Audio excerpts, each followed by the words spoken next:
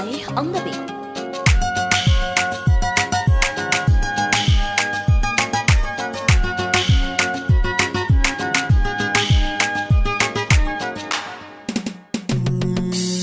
Kina zuciyata 'yan mata ba zan bar ki ba,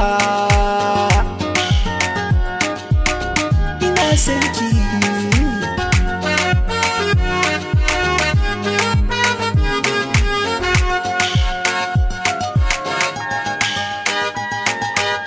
Da ni da ke a soyayya ba ma saba ba, domin kina faranta min diya mai haiba, mai kyau da kyawun fara'a, san kina yori ba, da daɗin kalaman ki a kunnuwa jinsu duk na saba.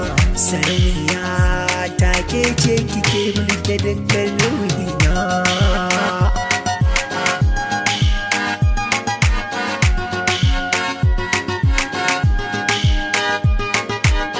Ta ya za na gamsar da ke, wallahi baby ina ƙaunar ki. Cikin zuciyata ba wata ƴa mace guna wacce ta kai ki. Ko da 'yan sakanni in ban ganki ba sai in ji na yi kewarki. Ba zan gajiya ba ko da za na kwana ina begenki. Kira tsan jini na yadda ake gani na ake kallon ki. Zuma soyiyata, habibiyata, rayuwata, ni zan miki gata.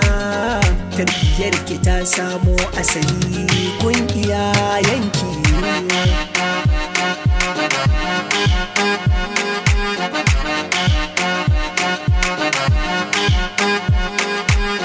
Abokina ya zama majinin ne akan kaunar ki, kullum bai da hira sai maganar ki ko da muna gun aiki. Yana ce da ni kan samu mace da ta kai ki kwai jan aiki.